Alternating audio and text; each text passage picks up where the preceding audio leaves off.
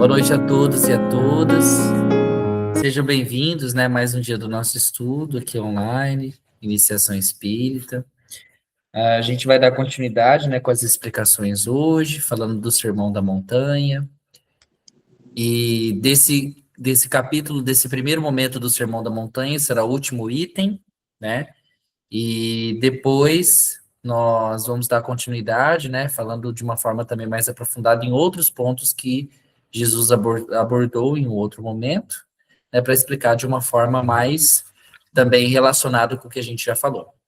Eu vou iniciar com a nossa prece, né, pedindo para vocês, se vocês puderem, aí, colocar um copo de água, né, ao lado de vocês, para que a espiritualidade possa, no decorrer do estudo, depositar o remédio necessário para cada um de nós, no contexto vibratório ali, da construção do que eles estão fazendo.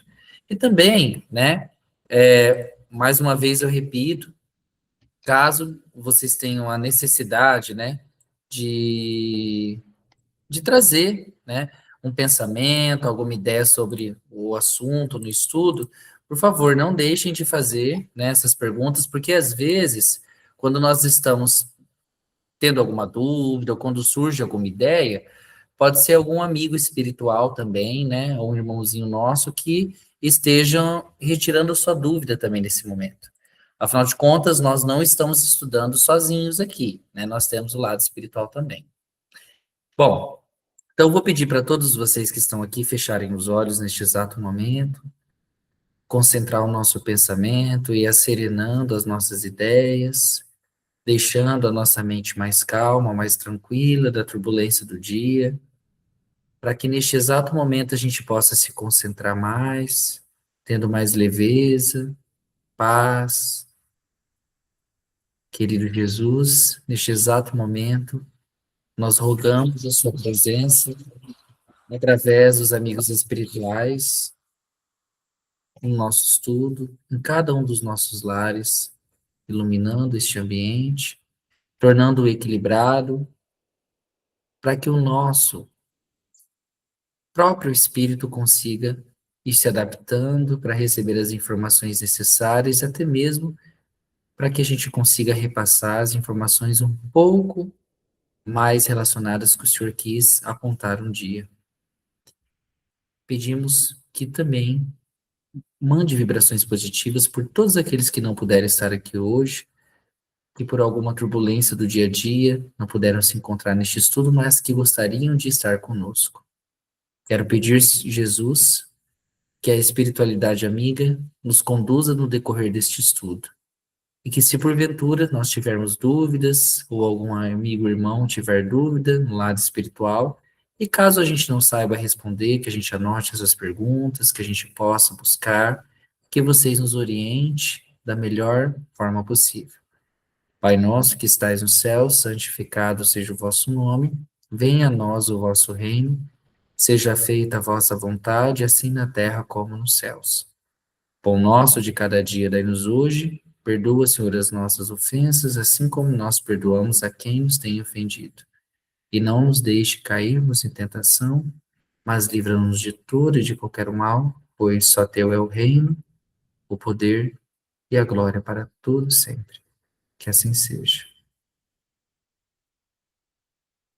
Bom, boa noite, né? Vamos lá então, dentro do percurso do nosso estudo. Bom, eu vou espelhar aqui, né, para a gente conseguir fazer a leitura. Deixa eu projetar aqui. Ô, William, a Elo e a Graciema está iniciando hoje. Elas estão com um livro, elas compraram um livro. Eu não sei se elas conseguiram achar a continuidade onde a gente está. Ah, tá. Bom, no livro de vocês, então, vai estar lá na página, eu acho que vai estar na página 50 ou na página 51, no livro de Quem vocês. já tem o livro e acompanha pode Isso, passar para elas, né? isso. Tá nessa parte aqui, ó, interpretação do Sermão do Monte, conforme a narrativa de Mateus. Tá nesse capítulo aqui, que é o item 11. E lá no item 11, pessoal, nós estamos aqui, né, na parte, no ponto 3, vós sois a luz do mundo. Conseguiu achar, Elô? Eu achei. Sim. Beleza, então.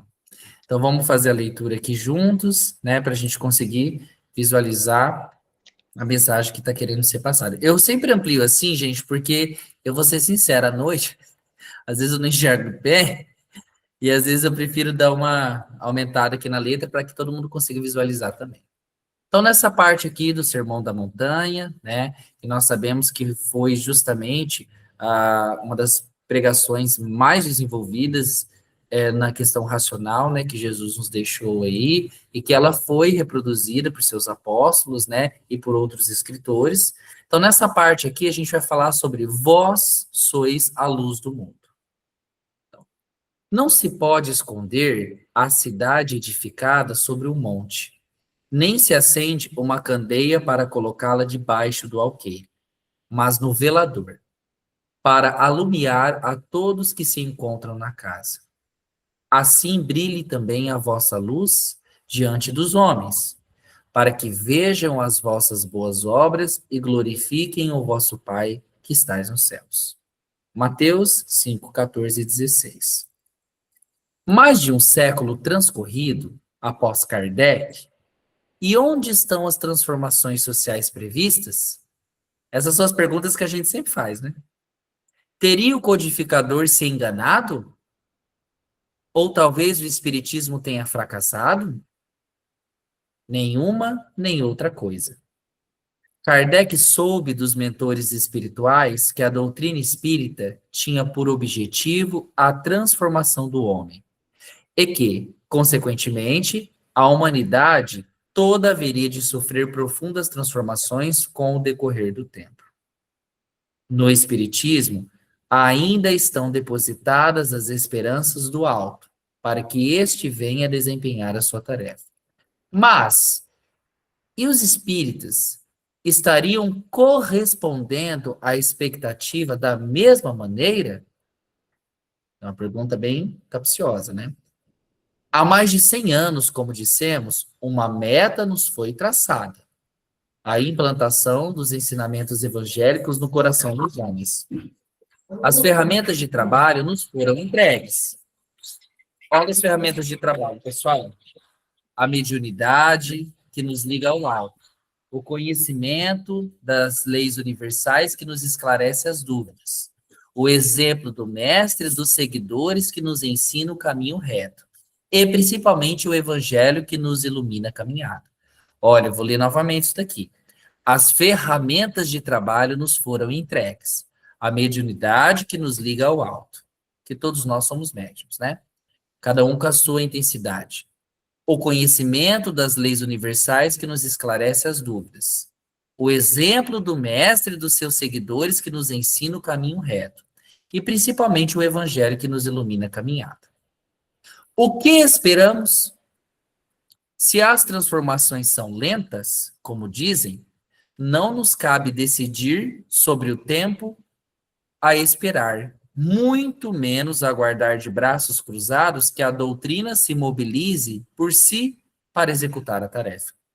É preciso colocar a nossa candeia sobre o velador, para que todos se utilize dela e, principalmente, para que vejam as obras fruto dessa doutrina redentora e se unam a nós num só esforço de reforma do homem e da sociedade. Sigamos o exemplo de Paulo de Tarso, que manteve bem alto a luz da candeia nos ensinamentos do Mestre enquanto esteve entre nós. Assim como ele pretendeu levar a toda a humanidade a boa nova, que é os ensinamentos, né? Tomemos como nossa também essa tarefa. Agora muito melhor preparados pelos ensinamentos que nos foram transmitidos pelos Espíritos na doutrina redentora que abraçamos. Essa mensagem ela é muito forte, é uma mensagem muito bonita, que ela traz para nós aí essa representação, inclusive um pouco dessa nossa missão que nós temos aqui na Terra, tá? Bom, então, quando ele fala, né, sobre esse ponto espiritual aí, que a gente entra nesse eixo, né? Vós sois a luz do mundo, né? se a gente for observar, nós podemos dizer que seria mais ou menos aí uma leitura um pouco mais aprofundada, pensando no nosso mundo, caminhando para o mundo de regeneração, né? Esse tempo de regeneração que está aqui. E quando ele começa, né, vós sois a luz, ele está trazendo para nós uma identidade espiritual. Não é uma metáfora poética. Não é simplesmente a gente intitular alguma coisa, né? Ou eu nomear alguém de uma forma ali representativa. Não, ele está querendo trazer para nós uma identidade espiritual. Porque no ensino de Jesus, nada é casual, nada é por acaso. Então, quando ele afirma para nós, né, vós sois ali a luz do mundo, ele não está atribuindo para nós um título honorífico, mas ele define para nós uma função espiritual que a gente tem. Na luz da doutrina espírita, o espírito, né, nós, é, por natureza, uma centelha divina.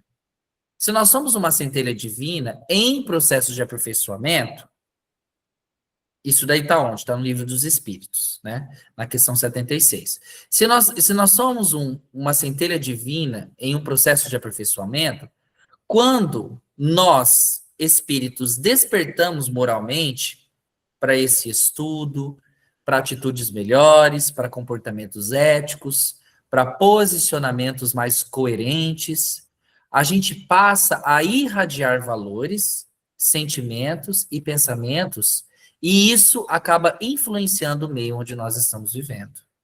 Então, nós acabamos assumindo uma identidade espiritual ali. Então, a luz que está sendo falada aqui, vós sois a luz do mundo. Essa luz, ela não é apenas um avanço moral, mas ela é um avanço do quadro vibratório. O pensamento, gente, por que do quadro vibratório?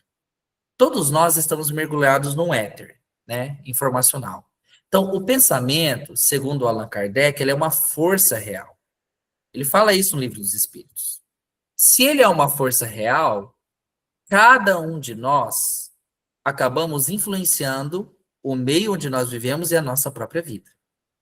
Então, quanto mais esclarecido nós formos, mais nós vamos atuar como núcleos irradiadores de coisas positivas. E aí, isso vai ajudar não só a moldar a nossa forma de ver as coisas, o ambiente da nossa vivência, mas isso ajuda a moldar o campo psíquico coletivo, porque a gente está contribuindo para a coletividade dessa maneira, nos esclarecendo. Então, a transformação do mundo começa, sabe aonde? No plano das nossas atitudes invisíveis. Às vezes, a gente está fazendo uma atitude no nosso dia a dia e a gente fala assim, o que adianta eu fazer essa atitude, né? Essa atitude ninguém vê. Todas as nossas atitudes que a gente pensa que elas são invisíveis ao olho do homem, mesmo quando nós estamos sozinhos em nossa própria casa, ela é visível para a espiritualidade. Porque ela acaba refletindo e ecoando na nossa vivência e no mundo espiritual. Então, por isso que a gente fala que toda transformação ela começa no plano do invisível. Ou seja, aquilo que a gente pensa que está sendo invisível para as outras pessoas, na realidade é algo que está trabalhando para nós em um determinado momento. Então, às vezes, nós estamos com atitudes dentro de casa, dentro da nossa vida, dentro do nosso pensamento, que a gente fala, eu estou em segredo fazendo tudo o que eu posso. Ninguém vai saber os meus planos. O lado espiritual, ele sabe. E isso acontece e acaba refletindo também, não só no campo da nossa vida, mas no campo das nossas estruturas sociais. Porque o nosso pensamento é vida, e a vida é movimento.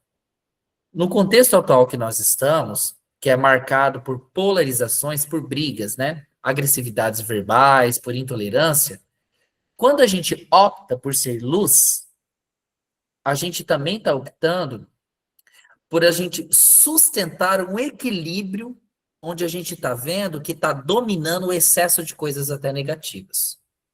Só que isso daí a gente faz sem precisar a gente combater ninguém. Essa atitude é da gente com a gente mesmo. E hoje eu escutei algo de um aluno que eu fiquei pensando, né? Isso me faz refletir, eu acho que dialoga, inclusive, com esse momento.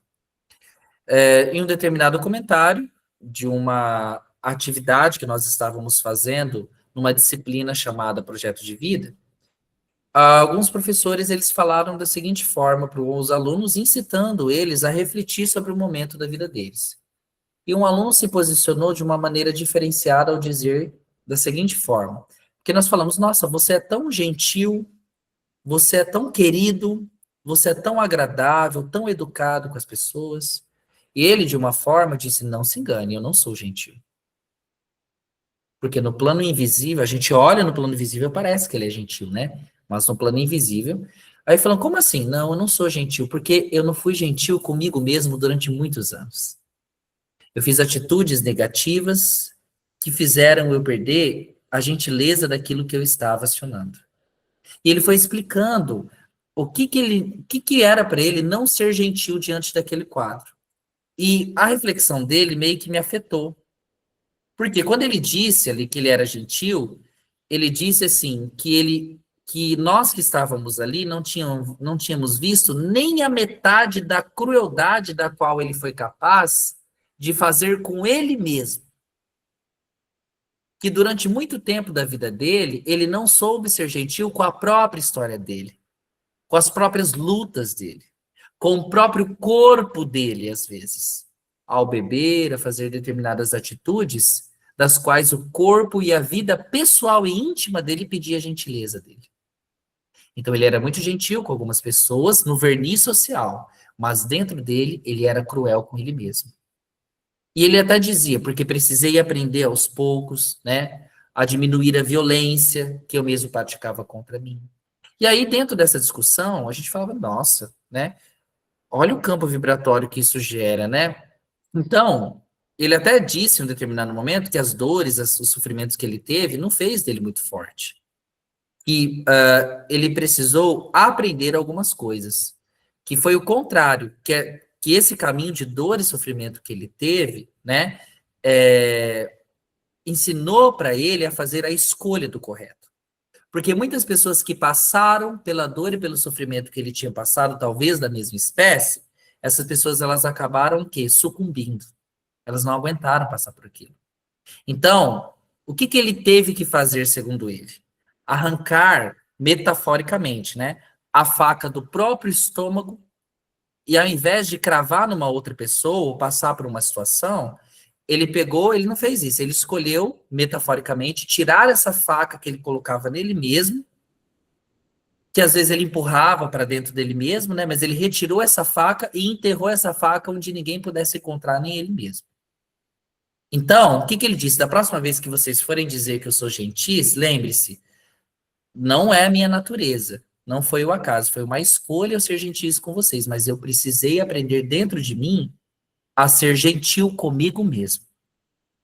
Isso me fez refletir, né? Porque quantas vezes a gente age, né? Pensando agora dentro desse pensamento, a gente age com polarizações, com formas negativas, e às vezes a gente vê uma pessoa até agindo de uma forma bem coerente, socialmente falando, mas quando a gente olha, essa pessoa ela não sustenta o equilíbrio interno.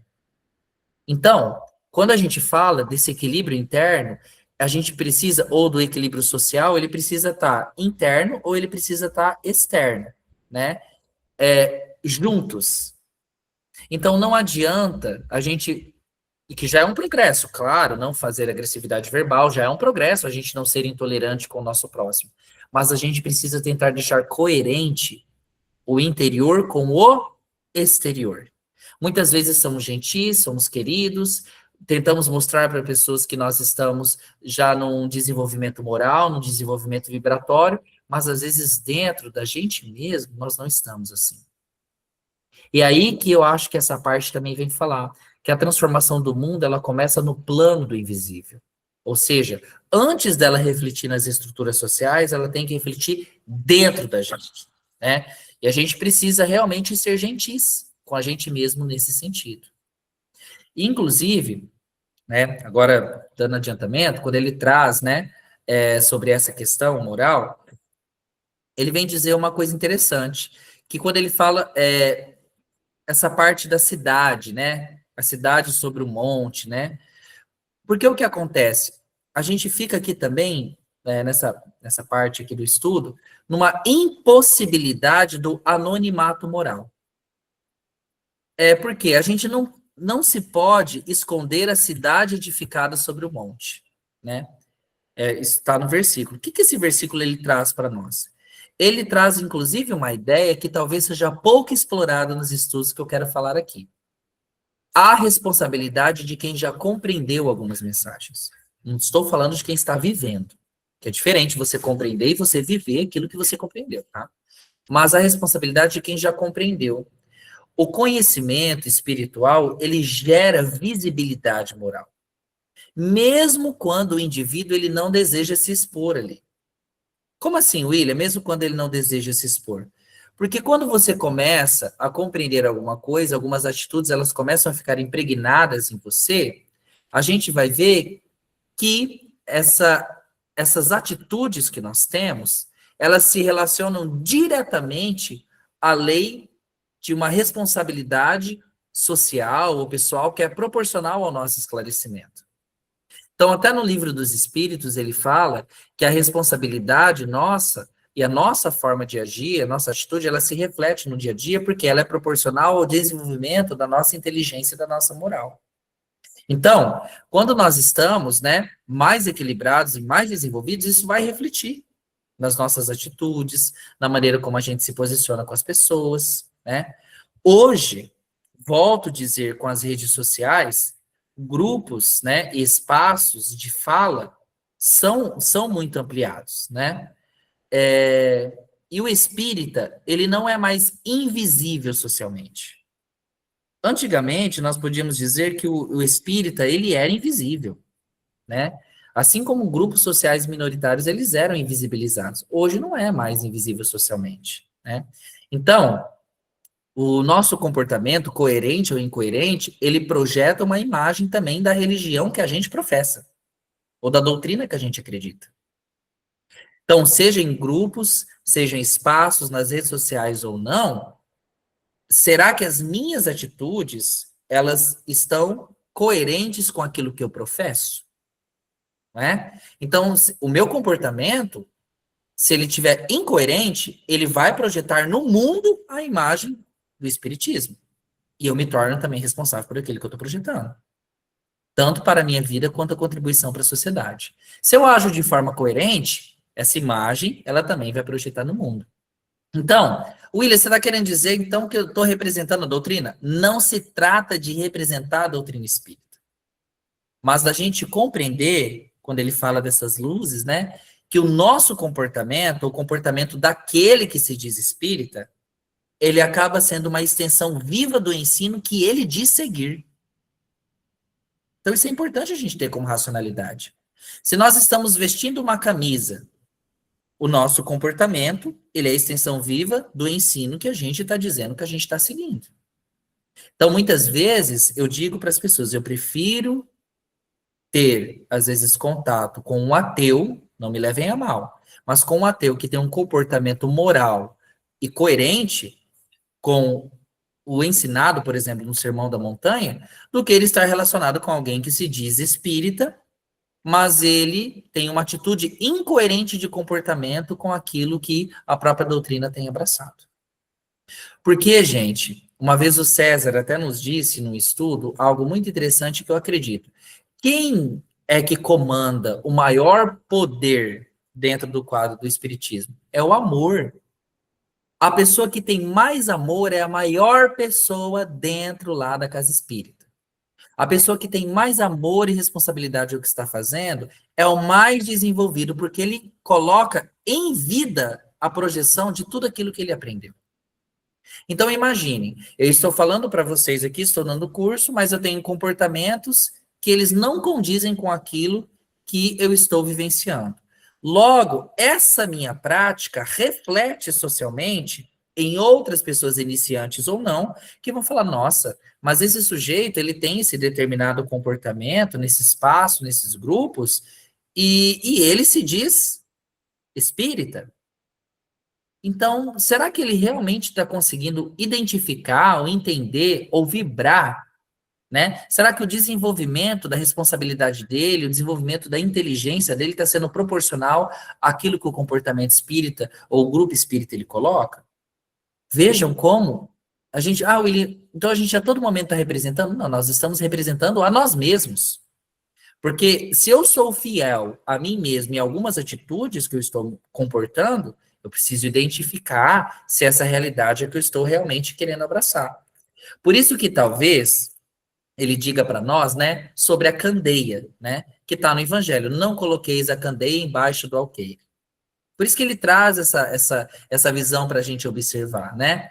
Porque quando ele fala candeia no velador, o que é isso? Ele quer dizer que eu tenho que colocar a luz de uma forma evidente como uma maneira ativa de transformação. E a advertência que Mateus traz nesse caso, né, retomando Jesus, ela é muito clara. A luz não foi feita para ser escondida. E tem um fator muito interessante também. Às vezes a pessoa, ela não faz o mal, mas ela silencia o bem. E sabe quando o mal tem força? Quando o bem se cala. Então, se nós temos um posicionamento, né, para trazer para as pessoas num determinado momento em que a gente verifica que há necessidade, nós precisamos nos posicionar, gente. Porque nós precisamos acender essa luz, essa candeia nesse espaço, para que esses pensamentos maledicentes ou negativos, eles não contaminem com sombras aquele espaço e a cabeça das pessoas, inclusive a nossa. Então a gente precisa acender essa luz. E isso confronta muito a tendência comum que nós estamos vivendo agora, né? Por quê? Vou dizer a verdade. Muitas vezes a gente vivencia a doutrina apenas no espaço do centro ou em atividades que o centro coloca. Gente, se você é espírita, se você é umbandista, se você é quimbandista, se você é do candomblé, se você é testemunha de Jeová, você não vai vivenciar o aprendizado apenas lá no espaço daquele local. Você vai naquele local para você, de uma certa maneira, identificar e compreender, internalizar aquele espaço, para ele refletir na sua vida os ensinamentos que estão ali. E muitas vezes a pessoa ela vivencia a doutrina apenas no espaço do centro. E aí o Allan Kardec vem falar que o objetivo do Espiritismo não é esse. Tanto que ele traz no livro A Gênese, lá no início, acho que é no capítulo 1, ele traz que a transformação da humanidade ela acontece pelo melhoramento moral dos indivíduos. Se isso ocorre de uma certa forma, a gente não pode vivenciar apenas dentro daquele espaço que está sendo feito. Não. A luz ela foi feita como uma força ativa de transformação na nossa sociedade. Então, colocar a candeia no velador hoje, né, ou a candeia sobre o alqueire hoje, significa tirar o evangelho da teoria e levar ele para o nosso cotidiano real, inclusive em ambientes mais desafiadores, como a política, como a família, como no trânsito, por exemplo, como nas redes sociais, né? Muitas vezes a gente precisa trazer isso daqui, né, para a nossa realidade e visualizar que isso precisa ser modificado, que isso precisa ser entendido. Mas daí, você pode pensar assim, e quem não faz isso? Eu vou ficar sendo obrigado a fazer isso daí? Como eu me posiciono diante disso? Porque tem pessoas que não fazem isso. Às vezes eu vou no centro, tem gente que tem atitude negativa. E como que eu me posiciono diante disso daí? Né? Bom, porque você pode pensar o seguinte, fulano não faz, mas eu sou obrigado a fazer se fulano não faz? Nossa, é muito impositivo isso daí, né? Peraí, vamos tomar cuidado. O ponto-chave é a gente sair de sou obrigado a fazer e ir para eu escolho sustentar a minha postura, mesmo quando o ambiente não me favorece. Por quê? Isso daí tira o peso de uma obrigação e coloca o que deve ser, que é o quê? Maturidade moral e espiritual. Maturidade moral e espiritual é você sabendo que você pode agir errado, que os outros estão fazendo errado, mas você escolhe sustentar aquela sua postura. Então dá para se posicionar dessa forma, não é imposição, é coerência. Ah, e não é heroísmo, ele está querendo que eu seja herói do centro. Não, é responsabilidade íntima. Não é discurso, é gesto do cotidiano. Então, colocar a candeia no velador hoje não é um gesto simbólico confortável. É a gente fazer uma escolha consciente de viver o evangelho, os ensinamentos de Jesus, fora dessa teoria. E onde que a gente vai fazer esse teste, pessoal? Nos espaços reais da nossa existência, que é no trabalho, que é na família, que é no centro, que é no trânsito, né? E aí, ali naquilo onde mais me incomoda é que é o meu exercício de regeneração do mundo. Por quê? O exercício de regeneração da minha própria atitude, ela não vai nascer dos discursos elevados que eu escuto nas palestras, mas na decisão íntima de manter posturas coerente, mesmo em contextos que a gente vê como são imperfeitos. Então, nós não podemos esperar as condições ideais para a gente viver o evangelho, porque senão a gente também não estaria exercitando. Mas de assumir o que é justamente nos ambientes imperfeitos que ele precisa aparecer, em forma da nossa própria atitude.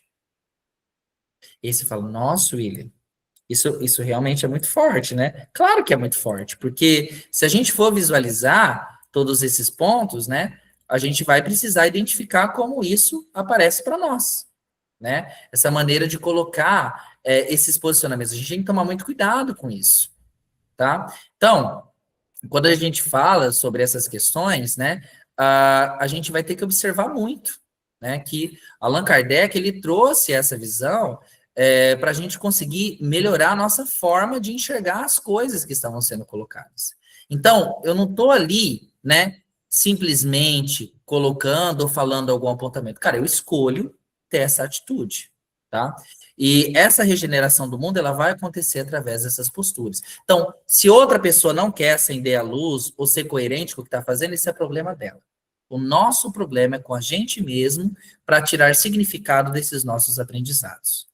E aí você até pode me perguntar aqui, você na sua casa, né? Ou até outros espíritos que podem nos perguntar. Tá, William, mas aonde estão então essas transformações? Onde que está?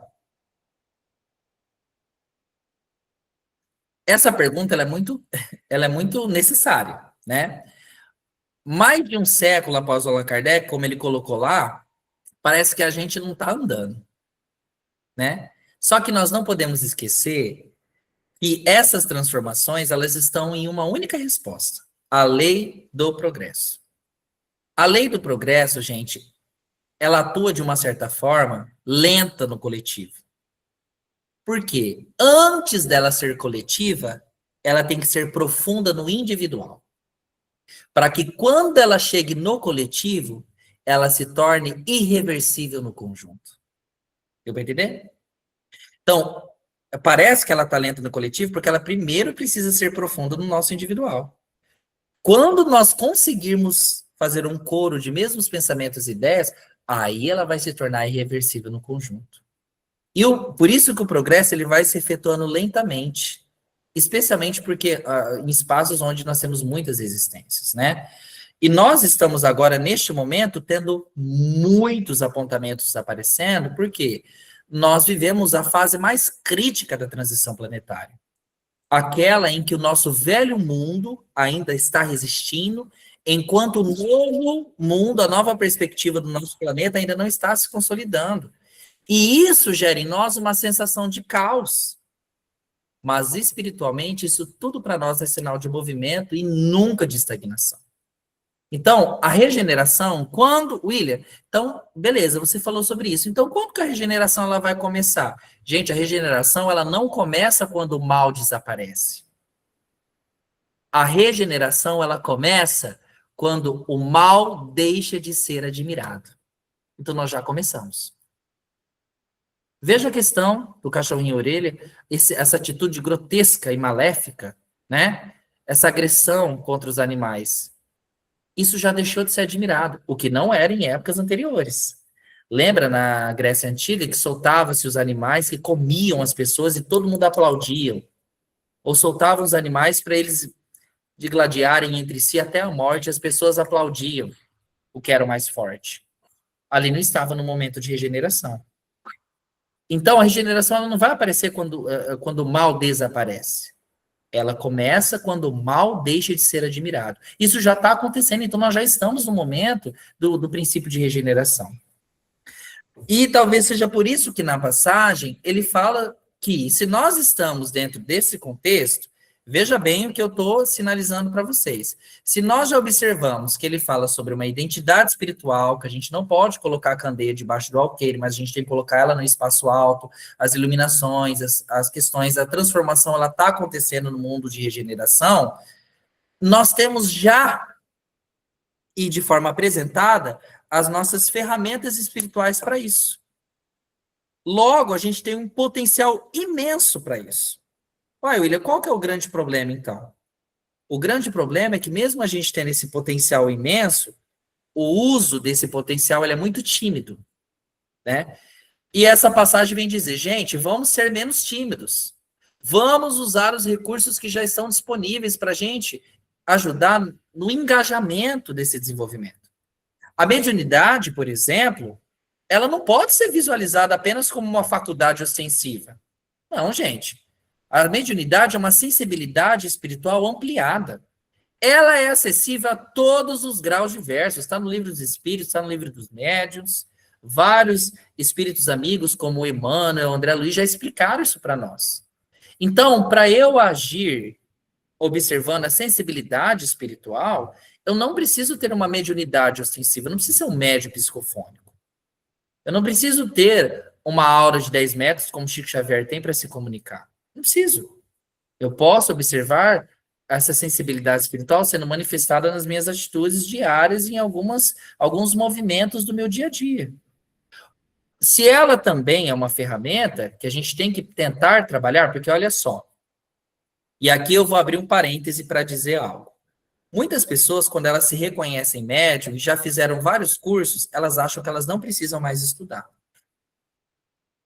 Elas acham que a mediunidade, quando ela já é apresentada e você às vezes tem um exercício dela no centro, às vezes participando até em reunião mediúnica, que essa mediunidade você já a tem. Gente, ela não é nossa.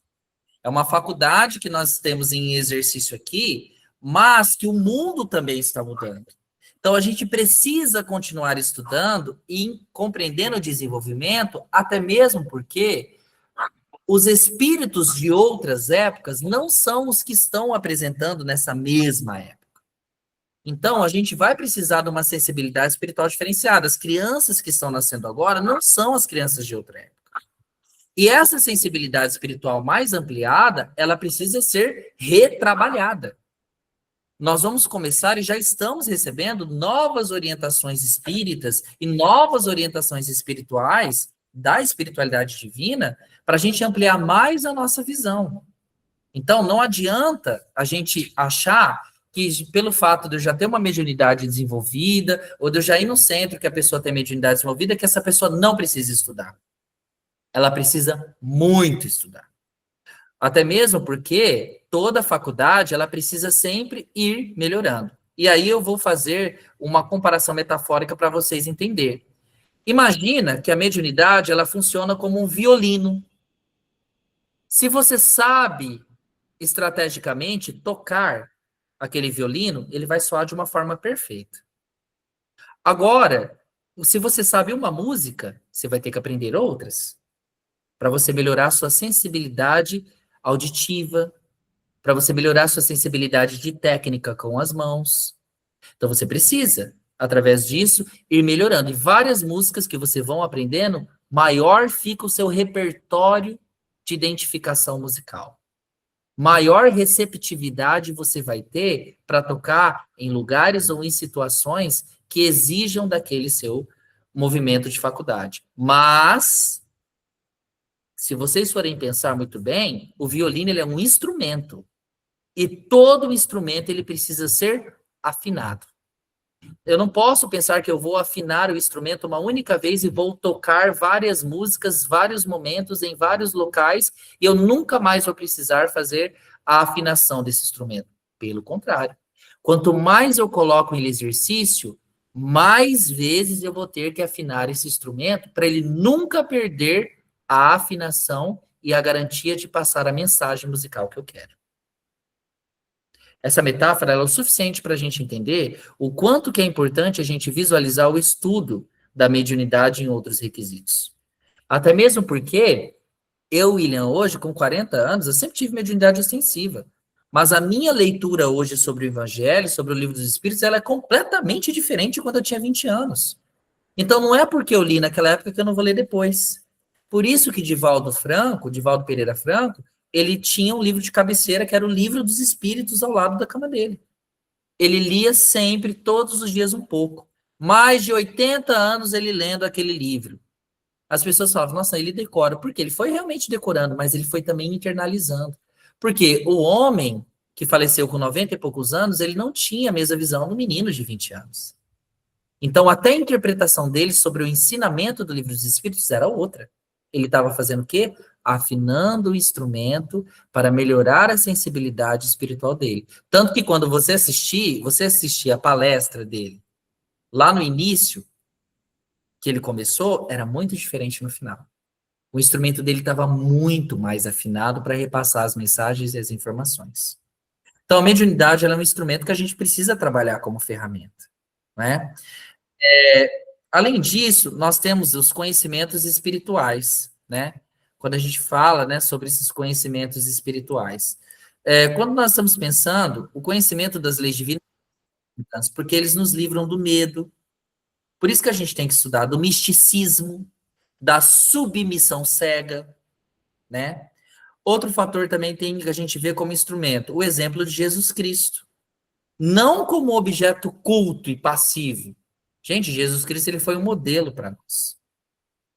Distante, né? Como o Evangelho segundo o Espiritismo diz, no capítulo 6º, mas ele foi, né? O nosso modelo. Então a gente tem que usar ele como instrumento também. E o Evangelho como um roteiro prático da nossa transformação. Ele não é simbólico e distante da nossa realidade. Então, na época que nós estamos vivendo agora, nunca houve tanta informação espiritual acumulada como agora. E, ao mesmo tempo, nunca se teve tanta dificuldade em converter o saber em ser. O grande desafio atual não é aprender mais, gente, mas viver melhor o que já sabemos. Eu acho que esse é o grande desafio, né? Esse, para mim, é o maior desafio que existe. Não é você aprender mais, mas é você viver melhor o que você já sabe. Né? E é você aplicar o que você já sabe. Eu vejo as pessoas fazendo palestras, estudando, buscando mais conhecimento. Gente, peraí, o básico funciona. Vamos começar, então, a colocar em prática, para viver melhor, o que a gente já aprendeu até agora. E aos poucos a gente vai aprendendo aquilo que está sendo colocado ou apontado. Por isso que eu digo, às vezes, para os meus familiares ou para amigos, vamos agora para a prática. Se a gente já não sabe isso, vamos ser mais práticos, vamos ser mais pragmáticos, vamos colocar esse movimento que a gente já sabe. Não adianta a gente ficar teorizando as coisas. A gente não precisa, talvez agora, nesse momento, ficar acumulando tantos conhecimentos, mas a gente precisa converter esse saber em ser. Ou seja, a gente precisa converter esse saber para a gente viver melhor com o que a gente já sabe. Não adianta nada você fazer milhares e milhares de cursos, mas você não colocar em prática aquilo que você está aprendendo dentro do ajuste espiritual, né? Então, esses instrumentos, que é a mediunidade, o conhecimento das leis divinas, o exemplo de Jesus Cristo, o Evangelho, esses 4 instrumentos, eles servem para a gente começar a viver melhor o que a gente já sabe, né? Bom, e uns 3 últimos pontos que eu queria falar sobre essa parte aqui é justamente o quê? Quando ele fala também. Tá tudo bem? Todo mundo está conseguindo compreender o que eu estou falando? Tá. Quando ele fala assim, ó, não vim revogar a lei. Quando ele coloca não vim revogar a lei, ele continua, né, a não ruptura. Por quê? Jesus, ele distingue claramente a lei divina eterna das leis humanas que são transitórias. Moisés, ele veio, como nós já estudamos aqui, para trazer a disciplinarização do povo primitivo. Jesus, ele veio para educar a consciência humana. Diferente.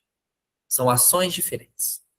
E o Espiritismo, ele foi o terceiro momento dessa era, foi uma revelação progressista. Ele é a terceira revelação da lei de Deus, né? Segundo os nossos estudos aqui. Então, nós vemos que Moisés, Jesus e o Espiritismo. Então, o que o Espiritismo ele veio? Ele não veio criar uma nova versão do que Jesus falou. Não. Ele não veio criar uma nova versão moral, uma nova moral. Não, gente. O Espiritismo ele veio para racionalizar cientificamente as ideias e remover os véus que impediam a compreensão plena daquilo que Jesus ensinou em outro momento. Por quê? Quando a gente retira o véu da ignorância, coloca a explicação racional, a gente vai começar a compreender as coisas de uma forma melhor e a gente vai permitir no nosso dia a dia com a gente que o amor ele deixe de ser ideal, abstrato, e ele se torna um critério de decisão diária. Ele é um critério da nossa vida. Ele não é algo idealizado. Ele deixa de ser o ideal abstrato e ele deve se tornar um critério da nossa decisão diária. Porque amar é decidir. Decisão vem de cisão. Decisão. O que é cisão? Cortar. Separar. Então, se amar vem de decisão e decisão é separar, eu preciso escolher, né? E escolher demanda separar o que vai ficar e o que não vai ficar. Então, o Espiritismo ele nos ajuda a observar, né, que amar é decidir diariamente. William, como assim? Quando eu me amo, eu me cuido, eu me preservo, eu me valorizo. Não em termos financeiros, mas eu me valorizo enquanto pessoa, em princípios. Se eu estou me envolvendo com pessoas que elas não têm um critério que coloca o amor como um valor, eu preciso fazer uma decisão, cisão, eu preciso cortar, fazer uma decisão de ou eu me submeto a esses valores que não vão ao encontro do que eu estou pensando, ou eu escolho decidir caminhar pelos meus valores e seguir o meu caminho ali, e essa pessoa segue o caminho dela. É uma decisão. William, mas isso daí não é amor. Sim, é amor. É amor por si mesmo, é respeito. Lembra? É a gentileza interna com você mesmo. E muitas vezes amar é deixar ir. Às vezes amar é deixar com que as coisas elas não passem da necessidade do que a gente precisa viver. Quando nós estamos impedindo conflitos muito intensos, que a gente sabe, nós sabemos que aquilo vai acontecer, a gente está amando também a nós mesmos e o próximo. Porque a gente sai daquele ideal abstrato e a gente vê que eu preciso ter um critério de decisão para eu continuar aquilo que eu estou vivendo. Então, quando a gente fala sobre esse amor, a gente tem que pensar, né, sobre esses requisitos, sobre essa decisão, né? E isso daí não é algo muito fácil, tá? A gente pensa que amor é algo que é algo que a gente sente a todo momento, né? Não, né? Aqui, eu acho que quando a gente fala desse amor, né, gente, é algo muito poderoso isso. Sabe por quê? Eu acho que Joana de Ângeles chamaria isso de pedagogia da consciência. Por quê? Quando a gente entende isso daqui, esse ponto que nós estamos discutindo, né, quando a gente remove esse véu da ignorância e começa a compreender que o amor ele não é um ideal abstrato, mas é um critério de decisão diária, a gente não está apresentando um código moral inédito. A gente não está substituindo valores. A gente está partindo de um princípio de que existe uma moral social, existe uma lei natural, existe a nossa consciência humana, que está escrita a lei divina, né? E exemplificada pela vida de Jesus, né? Mas o que a gente está querendo dizer? Não faltava normas, mas estava talvez faltando uma compreensão viva disso. Então, esses véus que a gente vai retirando, né? Eles se referem, inclusive, à visão literalista que a gente tem da vida. Olho por olho, dente por dente. Tem que ser assim, não pode ser de outra forma. A inflexibilidade, né? A gente tem que tirar esse véu. Né? Vocês já imaginaram, né, se a gente fosse com esse código de Hammurabi, essa visão inflexível, se a espiritualidade fosse assim? Outra coisa, tirar o véu é o medo do castigo, é aquela obediência mecânica, é a separação entre a fé e a vida concreta. Quando a gente tira o véu, a gente começa a prestar atenção nisso. E quando a gente começa a retirar esse véu e ver esse amor, a gente desloca esse eixo moral que a gente tinha no exterior para dentro da gente. E aí o que acontece? A pergunta que a gente sempre faz, né? E eu acho que vocês fazem também, né? Cara, eu tô seguindo a doutrina, eu tô indo no estudo com ele e tal. Ai, será que isso é permitido ou isso é proibido? Ah, eu não vou fazer isso, porque isso é errado, não é? Essa é a pergunta que a gente faz. Ah, eu não posso falar com essa pessoa desse jeito. Isso é errado. Poxa, a gente fica entre o que é permitido e o que é proibido. Não. Quando a gente sai desse ideal, desse amor abstrato, a gente produz as coisas de uma outra forma. A gente vai começar a fazer pergunta. Cara, essa minha atitude, o que isso produz em mim e no outro? Será que isso é bom para mim e para o outro? Entende? A gente sai daquela visão literalista do que é proibido ou não, do que é permitido e permitido. Lá na época de Moisés, né? É proibido maltratar os animais. Opa, o que que eu maltratar um animal produz em mim e nele? Por que que eu estou fazendo isso? Matar um animal me faz um homem melhor ou me faz um homem pior? Por que que eu vou fazer? Então a pergunta ela é outra. E aí é nesse movimento que o amor ele deixa de ser um ideal distante, né? Que foi falado por esses discursos, né? Por momentos solenes, né? E aí ele passa a funcionar como um critério prático de vida e de escolha. Prático. Como eu falo, como eu julgo, como eu educo, como eu uso o poder, como eu lido com o conflito. Então, amar não é apenas você sentir ou desejar o bem para a pessoa. É você ser capaz de discernir à luz da responsabilidade espiritual da sua atitude. O amor, ele se traduz, gente, em decisões concretas. Ele precisa, estopinha, ele precisa, né, conter a palavra que fere. Vou falar uma palavra que fere, opa, não vou falar. Eu decido não falar, porque isso não, é a pergunta que eu fiz em cima. O que isso faz de mim e do outro? Né? Então, é decidir você conter a palavra que você fere, é agir com justiça, mesmo quando seria mais fácil a gente ser conivente. A gente está se amando fazendo essa escolha, sabia? Escolher o diálogo em vez da violência simbólica. Renunciar a uma vantagem pessoal quando ela vai prejudicar o outro. Mas, William, mas isso é amor para mim mesmo? Claro, porque você está cuidando que o seu caminho ele seja repleto dessas luzes que você está querendo acender como candeia. Então você está se colocando em sombras. Então o espiritismo ele amadurece essa nossa visão. Ele não veio aqui, gente, para endurecer as regras da vida e nem para diluir o amor em um sentimentalismo barato. O espiritismo ele ajuda a gente a encarnar esse amor no cotidiano, fazendo do amor não um adorno espiritual, sabe, aquela joia rara, preciosa da nossa vida, mas ele faz do amor um método de vida. O amor ele deixa de ser apenas aquilo que se crê e ele passa a ser aquilo que a gente escolhe repetidamente nas pequenas decisões de cada dia. Então acho que isso tem que ficar muito claro para nós, né? Quando a gente está falando, né, sobre essa lei, sobre esse amor, tá? E os outros dois pontos que eu estava falando, que eu falei que eram três, mais outros dois, nós temos o fariseísmo contemporâneo, né? O que é isso? Os fariseus, que é o quê? Pessoas que sabem sem viver nada. A crítica de Jesus aos fariseus naquela época, ela parece que está muito atual, né? Os fariseus, eles conheciam a lei na época, mas eles não encarnavam aquela lei, eles não viviam aquela lei. Então, hoje a gente ainda corre um pouco esse risco. Tem muito discurso aí sobre reforma íntima, mas pouca prática. Tem discursos de tolerância, mas quando acontece o erro, a intolerância ela aparece. Muita exigência e cobrança com as outras pessoas, que isso causa até um desconforto para a gente mesmo. E pouquíssima vigilância de si mesmo.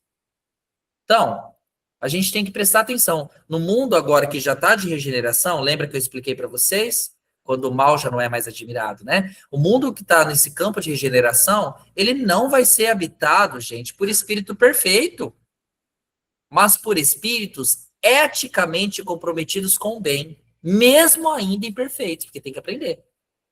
Inclusive, eu escutei esses termos em uma palestra que eu fiquei chocado, que uma pessoa falou do mundo de regeneração, que os espíritos vão ser evoluídos e tal. Cara, nós somos evoluídos e até um ponto.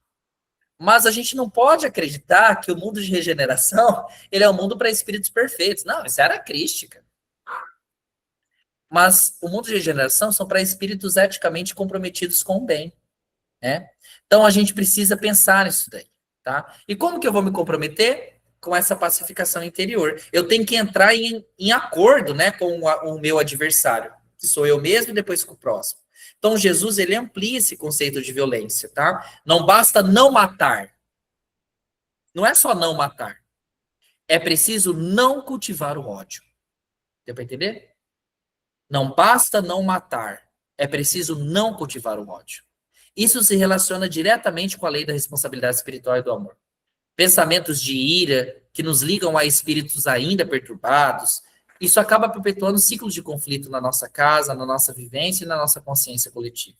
Então, no mundo atual, o maior campo de batalha, gente, não é mais o físico, é o emocional e o ideológico. A psicologia está aí para nos comprovar isso. Então, a gente tem que entrar em acordo com o adversário que existe em nós e com o próximo. O que isso significa? Eu preciso ter leitura, estudo, desenvolvimento para eu me desarmar por dentro. Mesmo quando o outro permanece armado. Para isso nos levar a uma conclusão, né? Que a regeneração ela vai começar onde a luz, no fundo, encontra coragem para se manifestar. Então, colocar a candeia no velador ou no alqueire é viver o evangelho sem alarde. Não precisa ninguém saber. Você vai lá e você vive o evangelho. Amar sem ingenuidade. Né? Aquele amor ingênuo, adolescente, infantil, né? Perdoar sem passividade. Servir sem a gente esperar ali um retorno. Corrigir sem humilhar. E se acender a luz. Não é você sair só palestrando, falando as coisas para as pessoas. Não, é na sua atitude. E isso daí traz para o alto, para a espiritualidade, uma esperança muito grande, né?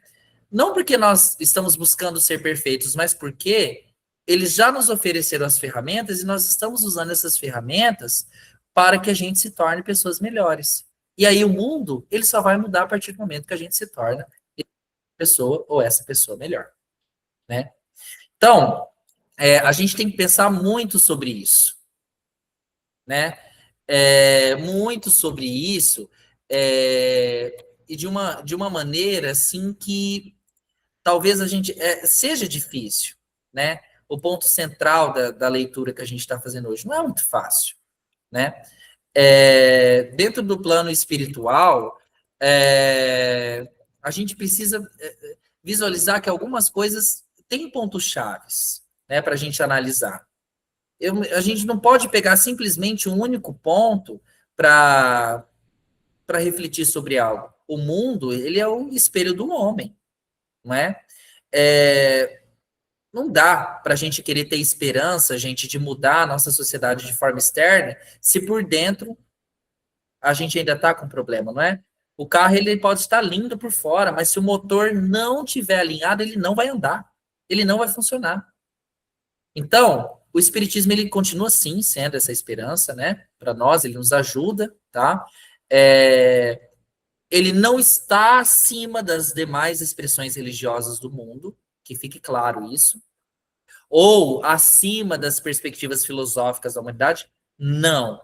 Pelo contrário, essa afirmação só se sustenta quando a gente vê que o Allan Kardec colocou o espiritismo como instrumento pedagógico da espiritualidade, né? Destinado para ajudar a gente na nossa evolução. Então, ele não fala em nenhum momento que o espiritismo está acima de tudo. A grandeza do espiritismo, inclusive, nos ajudar até essa direção, de seguir diante de tudo que eu falei, que eu acho que a gente vai precisar ver de novo, né, essa aula que eu estou falando aqui, não está em ser uma obra acabada, mas a gente assumir, né, que ela exige um acompanhamento de progresso para a gente evoluir. Porque o Allan Kardec ele foi muito claro, né? Que a doutrina espírita ela não se fecha ao conhecimento, mas ela se abre à verdade onde quer que essa verdade ela se apresente. Então, essa postura ela rompe totalmente com aquela lógica dogmática das religiões em sua grande parte e vai revelar um princípio essencial, que o espiritismo ele não salva por si mesmo as pessoas, ele não vai salvar as pessoas. Ele vai ajudar que o homem racionalize a sua própria educação espiritual para que ele se transforme. E é nesse ponto que se encontra a razão, porque ele permanece vivo até hoje. Não porque ele vai oferecer soluções ou promessas imediatas, né? Mas porque ele vai entregar no indivíduo uma ferramenta necessária para ele compreender em si mesmo, assumir suas responsabilidades, seus atos e escolher conscientemente viver melhor. A reencarnação, a lei de causa e efeito, a comunicabilidade dos espíritos pela mediunidade, o conhecimento das leis divinas. Gente, nada disso é um fim em si mesmo. Tudo isso são recursos educativos que vão conduzir, né, o espírito a essa maturidade espiritual. Então, por que eu estou dizendo isso daí? A frustração de muitos diante, que a gente fica frustrado, só para encerrar o estudo. A frustração de muitos diante da lentidão das transformações sociais, a gente fica, às vezes, fala, meu Deus, que absurdo, né? Mas essa frustração, ela nasce justamente porque, às vezes, a gente espera que a doutrina e a espiritualidade produza efeitos imediatos sem que haja uma correspondência no esforço íntimo dos próprios indivíduos, inclusive nós. Às vezes a gente pede, mas a gente não se esforça. Aí não tem resultado, a gente se frustra. Não, peraí. O mundo de regeneração que está vindo, né, ele não se inaugura por decreto, nem por adesão formal a uma crença, a uma atitude X. Ele vai surgindo pelo amadurecimento progressivo dessa nossa consciência. E ele começa quando o mal deixa de ser justificado, quando a violência deixa de ser admirada e quando o amor ele passa a não ser mais idealizado, mas a orientar, ainda que timidamente, as decisões cotidianas do nosso dia a dia. Então, eu acho que esse estudo de hoje serve para a gente ver, né, que a gente precisa, né, de uma certa forma, assumir essa consciência, essa responsabilidade e se sentir direcionamento. O mundo nosso interior e o exterior, ele só vai mudar quando a gente ultrapassar algumas coisas. E a regeneração planetária, ela não vai ser o desaparecimento dessas imperfeições, mas essa escolha coletiva, construída espírito a espírito, de não mais se orientar apenas por elas. Não é o espiritismo que vai transformar o mundo. É o homem transformado pelo espiritismo que prepara silenciosamente o mundo de amanhã. Eu acho que deu para entender, né? Então, alguma dúvida? Alguém quer fazer algum comentário? Eu vi aqui que a Sueli, ela fez um apontamento, né? Lição difícil. É tudo ao longo do tempo ainda, né? Exatamente, né? Realmente, quero rever a aula de hoje. Eu acho que a gente vai ter que rever, né? São tantas menções dessa maturidade e entendimento do nosso momento atual global, o desafio da reforma íntima, a aplicação do aqui e agora. Exatamente. Né? A gente revendo isso daí, a gente vai conseguir pensar um pouco nesses apontamentos que a gente vai direcionando, tá? Porque, gente, realmente, não é fácil, tá? Se fosse fácil, né, de uma certa forma, a gente iria, eu mesmo, iria para uma filinha lá, em que falar, eu vou vir aqui, tomar o passe, pronto, acabou meus problemas, né? Sou perfeito. Não, gente, não é isso. Né? E se a gente soubesse o poder do passe, o poder vibratório da troca de energia do passe, talvez nós agiríamos com um pensamento completamente diferente. É um mecanismo tão necessário e que às vezes as pessoas deixam eles tão subutilizados, né?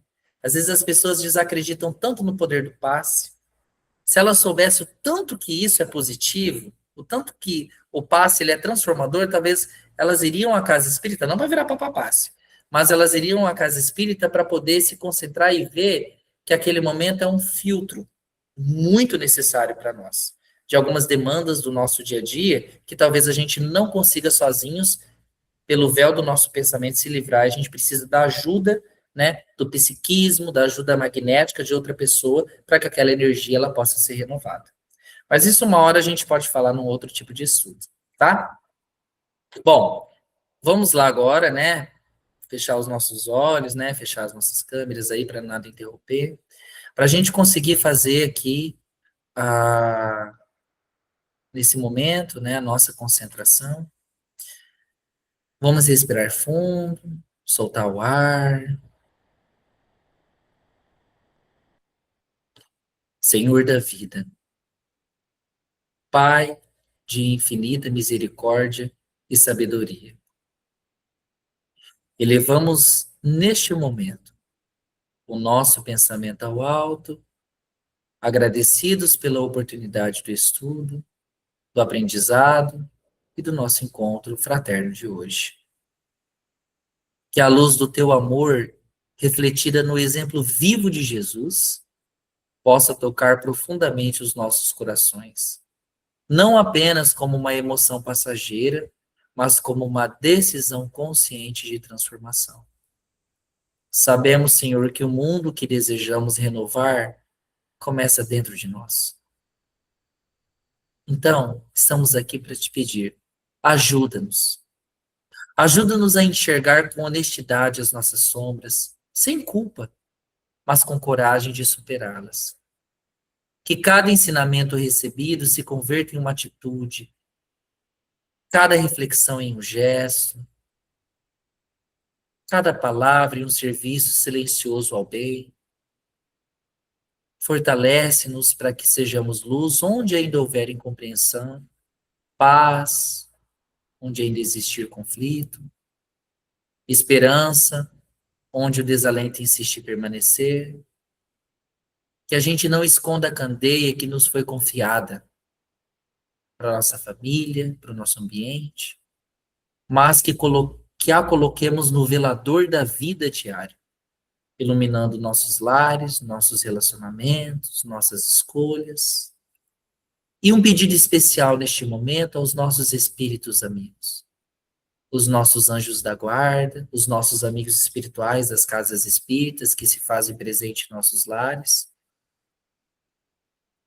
Queridos amigos, amparem-nos, para que a gente não perca a razão e para que também não nos percamos no orgulho do saber e nem na ilusão da aparência. Que a gente consiga seguir firme no caminho da humanidade, da coerência e do amor vivido.